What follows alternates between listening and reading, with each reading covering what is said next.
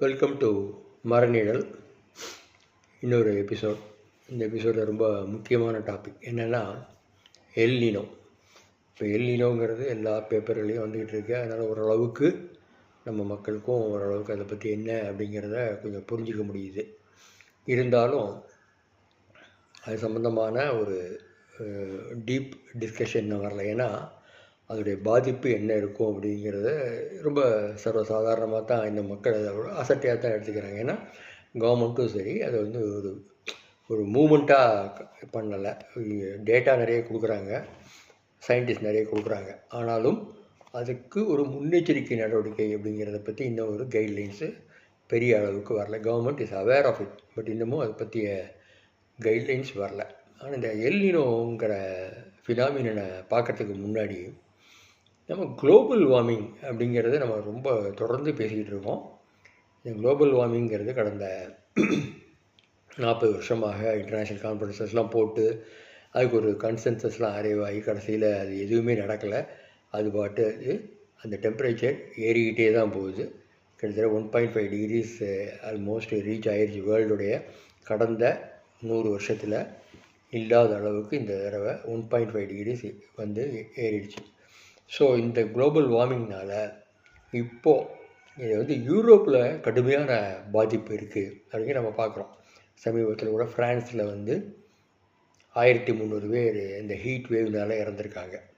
அவங்களுக்கெல்லாம் 35-36 டிகிரியே அங்கே தாங்க முடியல.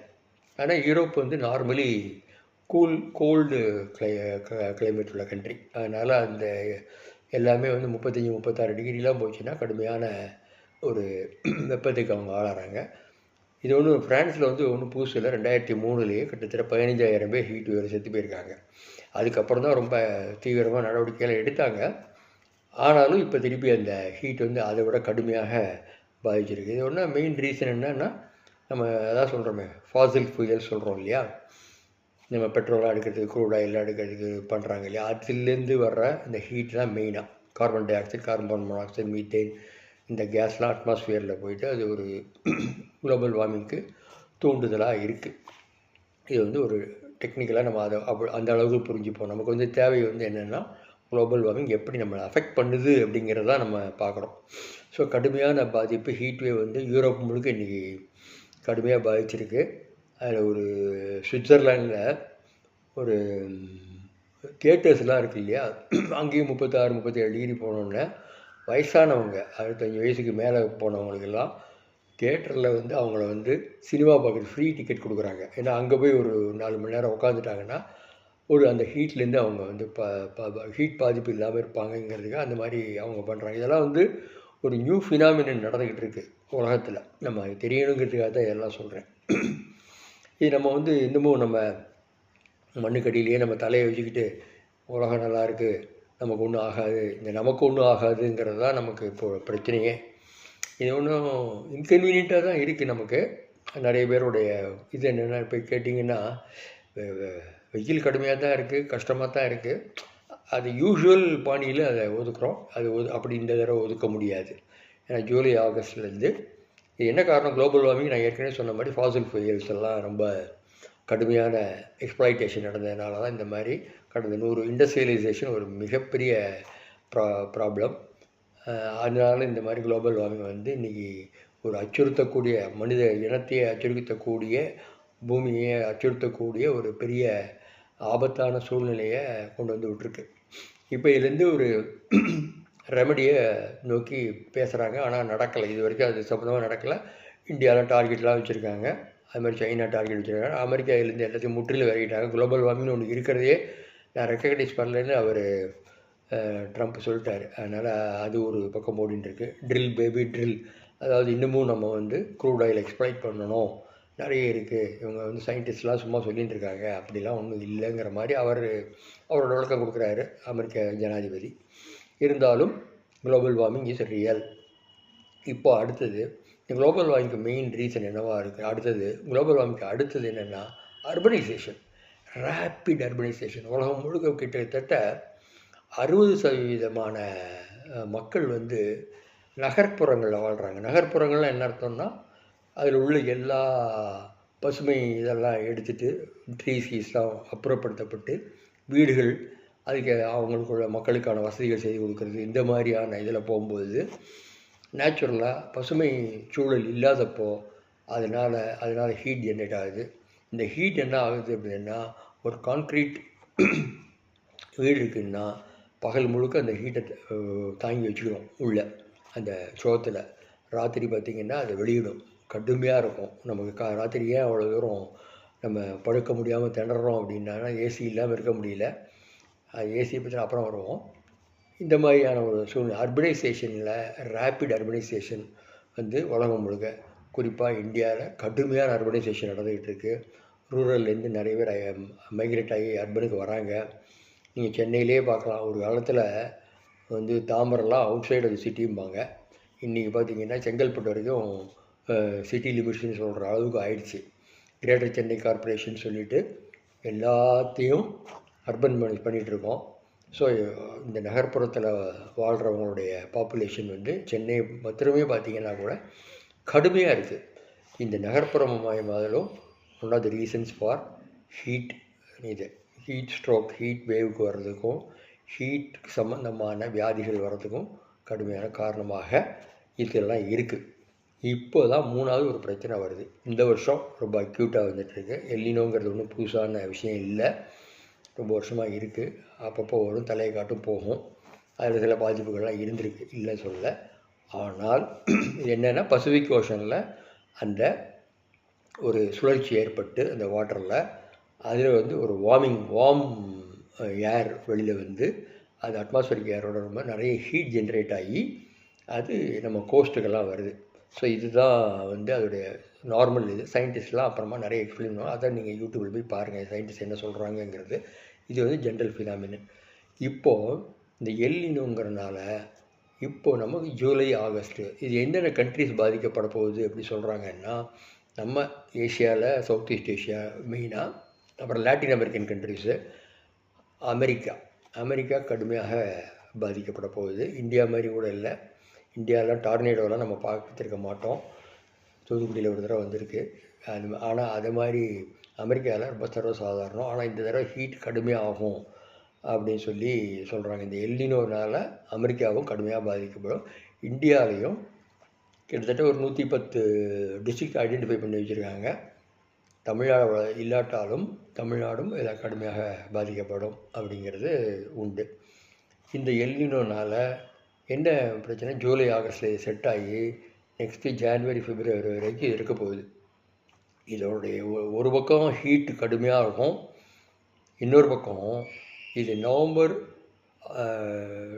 அக்டோபர் நவம்பர் அந்த பீரியட் இருக்குது இல்லையா, நமக்கு நார்த் வெஸ்ட் மான்சூன் வரும். அந்த நார்த் வெஸ்ட் மான்சூன் வரும்போது அது பீக்கில் போகுது இந்த எல்லினோங்கிறது. அதுக்கப்புறம் ஜனவரி, பிப்ரவரி வரைக்கும் இருந்துட்டு அதுக்கப்புறம் போகும்.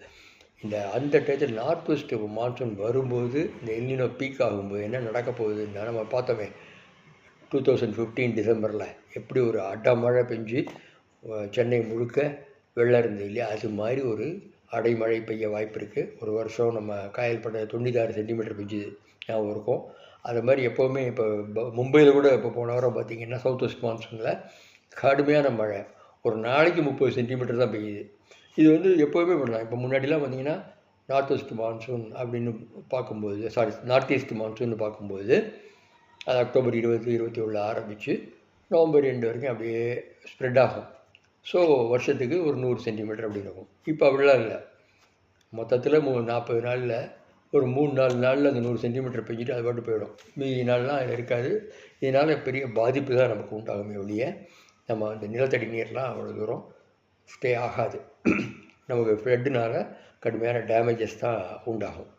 ஸோ இது ஒரு பக்கம் இப்போது ஜூலை, ஆகஸ்ட்டில் பீக் சம்மர் போகும். ரெண்டாவது நவம்பரில் பார்த்திங்கன்னா அந்த மழை கடுமையான மழையாக மாறும் அப்படிங்கிறது எதிர்பார்க்குறேன். இதை ஐஎம்டி இப்போ பார்த்திங்கன்னா இப்போவே இந்த சவுத் வெஸ்ட் மான்சூன் இருக்கிற பீரியடில் 40% டெஃபிசிட் ரெயின்னு சொல்கிறாங்க.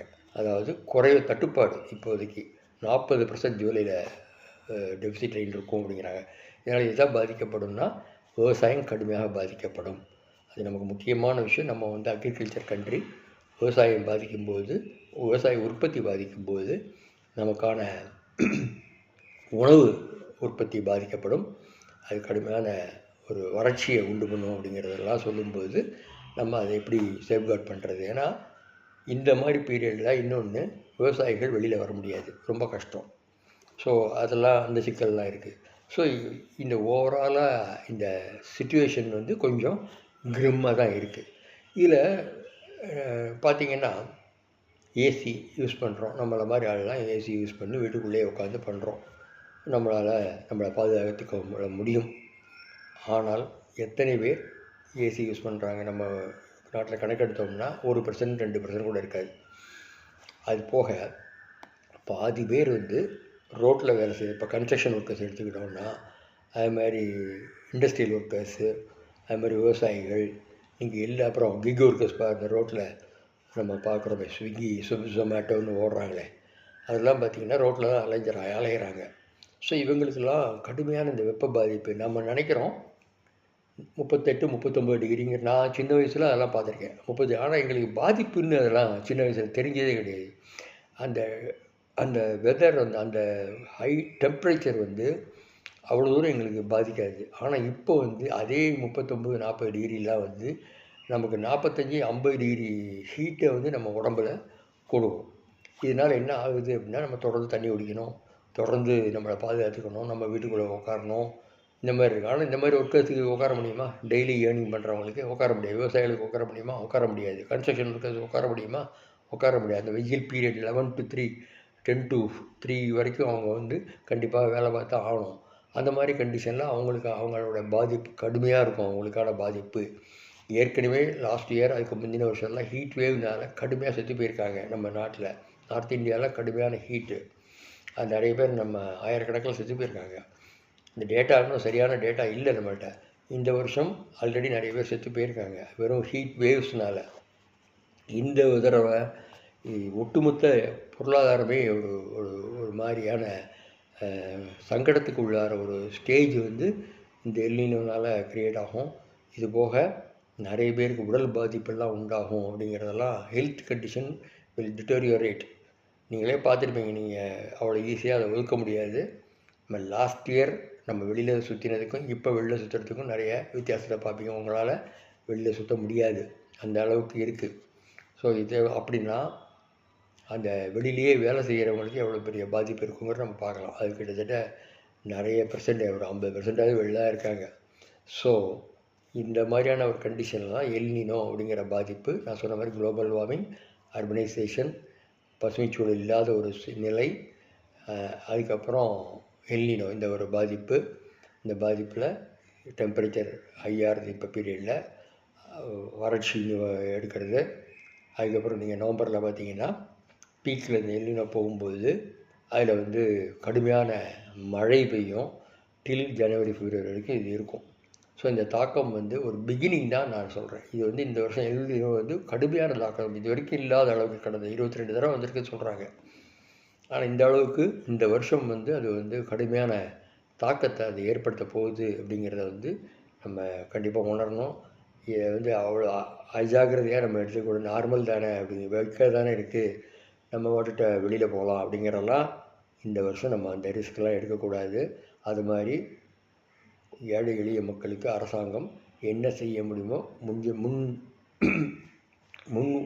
இதை உத்தரவாதமாக அவங்களுக்கு வந்து லைஃப் கண்டிஷனை வந்து மாற்றணும். அவங்களுக்கான அரேஞ்ச்மெண்ட்டை நம்ம கொடுக்கணும், சேஃப்டி கொடுக்கணும். ஹீட் வேவ்ஸை வந்து பாதிக்காமல் அவங்களுக்கு ஹீட் ஸ்ட்ரோக் வரும். எல்லாம் வந்து ஹீட் வேவோட ஹீட் ஸ்ட்ரோக் வரும் அவங்களுக்கு. ஸோ நிறைய வெளியில் சுத்தாமல் இருக்கிறதுக்கு அவங்களோட ஒர்க்கிங் டைமை மாற்றலாம். அந்த மாதிரி கவர்மெண்ட் தான் இதுக்கு வந்து சொல்யூஷன் கண்டுபிடிக்கணும்.